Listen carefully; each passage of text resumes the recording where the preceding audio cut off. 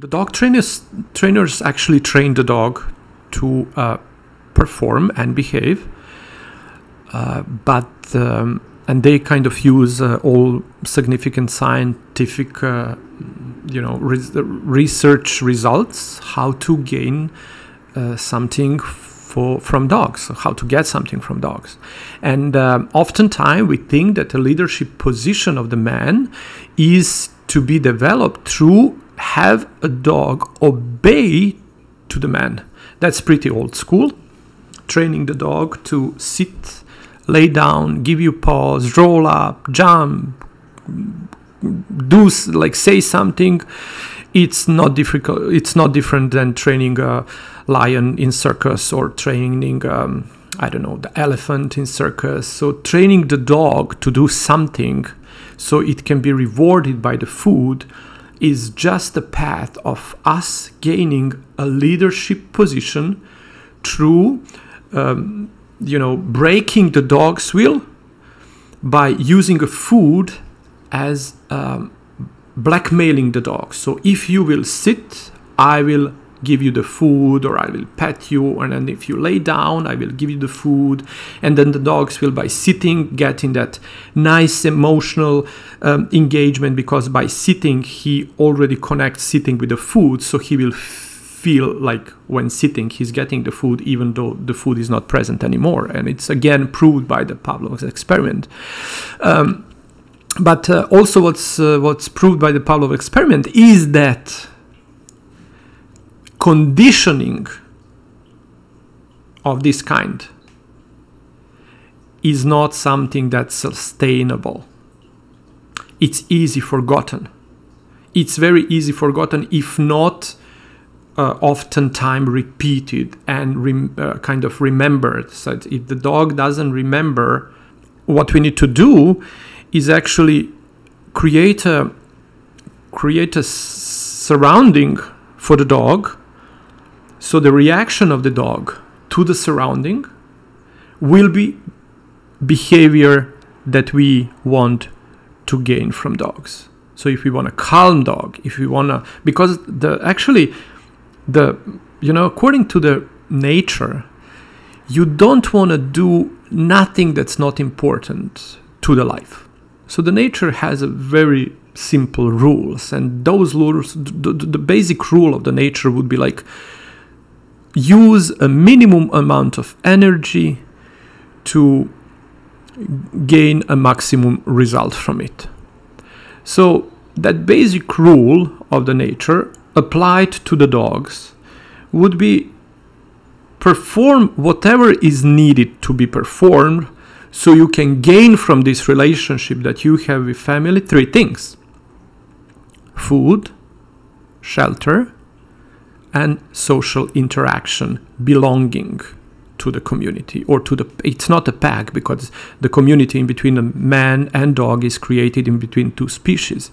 And like a clear definition of the pack is it's a family of the same species members, like a wolf or a dog, because actually the man also create a pack. The family of the people is a pack, where actually sometime mother and the father live with their offsprings of the different generation in same place, and they are organized by the rules. And those rules when the people are in place, are not only the natural rules. They are rules of moral rules. There are laws, all kind of laws that apply, socially accepted way of rules that applies to the family. Where actually to the wolves or to the dogs in the nature, it just kind of strictly natural laws of what we need to do in order to survive. And survive, when you say survive, what we need to survive, we need food, we need shelter, we need place where we actually gonna live, And we need a social interaction, so to survive, because we need a social interaction to hunt, we need a social interaction to survive by, fighting to protect our environment from other packs or other predators or someone that is, taking away our food, whatever. So that mindset is something that the dogs are entering the family of the man. But because they're both living in packs, they were able to create this common and unite in this relationship that is like pack, but it's not pack, because the dogs are not the same species as the people are. But they can still blend in each other families, and that is what actually happens.